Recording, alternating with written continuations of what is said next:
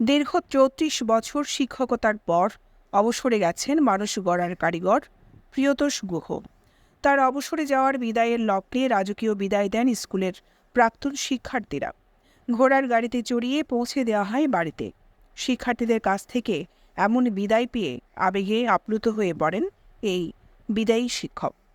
শনিবার ১৩ এপ্রিল সকালে উপজেলার বরুণচড়া শহীদ বসরুজ্জামান উচ্চ বিদ্যালয়ে অবসরপ্রাপ্ত শিক্ষককে এমন বিদায় দেওয়া হয়।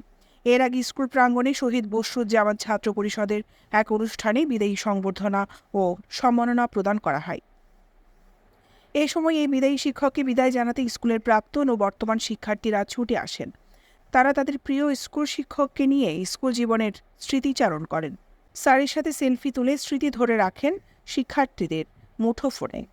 কান্নাজড়িত কণ্ঠে বিদায়ী শিক্ষক প্রিয়তোষ গুহ বলেন, এখানে দীর্ঘ ৩৪ বছর শিক্ষকতা করেছি।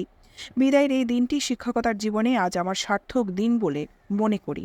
এই স্কুলে শুরু থেকে এই পর্যন্ত যাদেরকে শিক্ষা দিয়ে বড় করেছি, তারা আজ আমার বিদায় বেলায় এমন সুন্দর বিদায় দিয়েছে, এটি কল্পনাও করিনি। আমি শিক্ষার্থীদের জীবনের উন্নতি কামনা করি।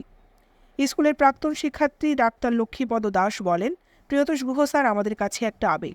স্যার হলেন আমাদের ব্যাচের শেষ শিক্ষক। আমাদের সময়ে পাওয়া শিক্ষকদের মধ্যে সবাই বিদায় নিয়েছে, স্যার ছিলেন সর্বশেষ শিক্ষক। স্যার থেকে শাসন আর ভালোবাসা পেয়েছি। তিনি পরিপূর্ণ একজন শিক্ষক এবং আমাদের কাছে একজন আইডল।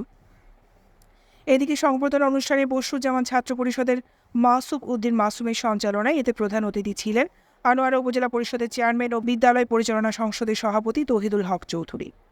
শুভেচ্ছা বক্তব্য রাখেন আয়োজক কমিটির আহ্বায়ক আজিজুল হক নসু ও স্বাগত বক্তব্য রাখেন আয়োজক কমিটির সদস্য সচিব মোহাম্মদ মোর্শেদ হোসেন। উপস্থিত ছিলেন স্কুলের প্রাক্তন শিক্ষার্থীরা। দিনব্যাপী সব আয়োজন শেষে স্কুল প্রাঙ্গণ থেকে বিদায়ী শিক্ষকের বিদায় শেষে ঘোড়ার গাড়িতে করে ১০ কিলোমিটার দূরের বাড়িতে পৌঁছে দেওয়া হয়।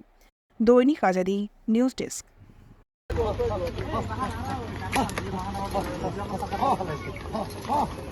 মাঝে হচ্ছে আর গাড়ি আইডিয়া করি